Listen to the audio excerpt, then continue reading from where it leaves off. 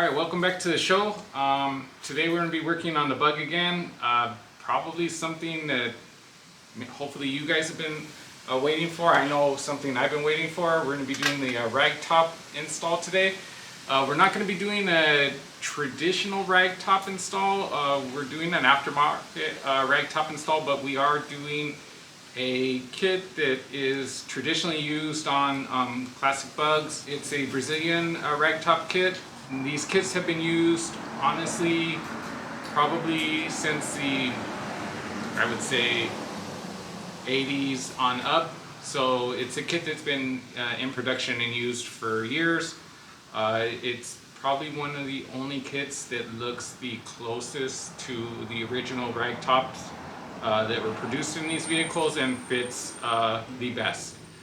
So again, we're going to be cutting another hole in the bug, but it's for a very good purpose. We got Vanessa in the garage with us again today. This is a job that you could most likely do on your own, but being the size of it and being the fact that you're going to be reaching across the roof of the car, two people is always better than one. So have my trusty sidekick here and best person to have in the garage with me. So let's get started with this. I can't wait to get it on and see what it looks like done. If you haven't done so already, please like and subscribe down below, and let's get going. Alright, so basically we're going to start by marking the roof and centering the frame on the roof. So what I did is I got the center of the windshield measured across. It's 36. Well, first I measured a height from the bottom, so that when I measure across from left to right, I'm not pitching. So I measured 12 inches from the center of the bottom, and then at my 12-inch point, left and right, I hit 36 inches width, and then half of that was 18 inches. So 18 inches is my center point right here. I dragged that all the way up and have my center line for my for my roof. Then you can mount this, the opening of this, anywhere between 7 and 8 inches from the front, from the rubber weather stripping back. We're using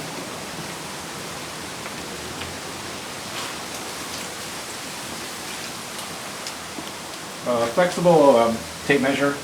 This way you can actually stretch it across the roof. You know, basically on the Volkswagens, everything's curved. So this way you could stretch it across the curved shape of the roof. Also, since we're going across the front of the windshield, it helps measurements. So I've already measured two marks, 1, 7, and 8 inches.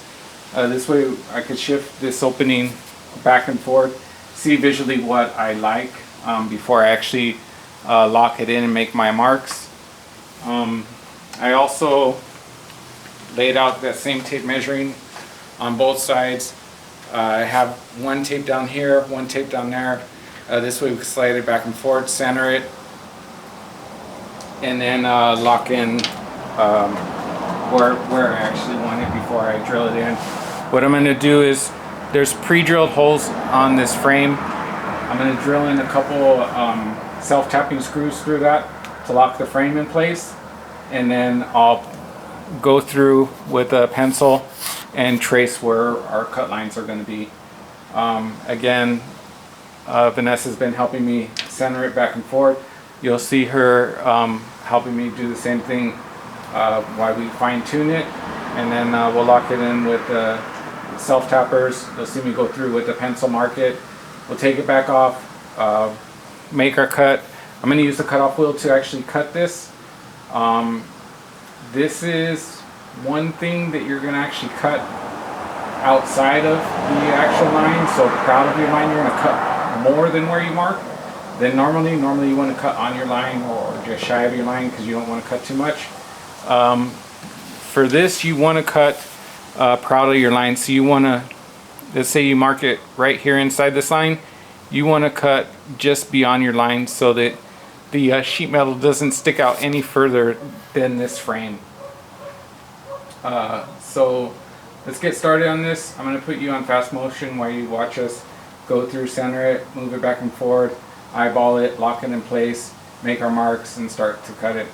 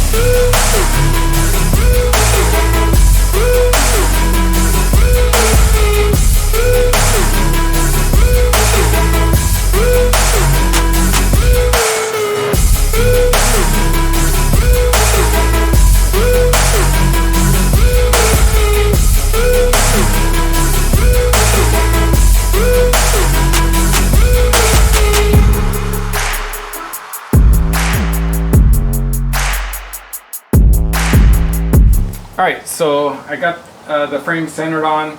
I got 3 tap screws holding it in. So right now I'm going to go through and center punch all of these holes, drill them out. So I'm using this as a jig. And then go through, trace our line, take the frame off, and cut a big old hole in the roof. No going back now. Overall, go through and double make sure all your measurements are good, and use reference points. This frame comes in 4 pieces, so I was using the where it's joined together as my reference point, so this way you know that you're measuring in the same point in all 4 corners. So basically I was measuring from here to the crease body line in all 4 corners.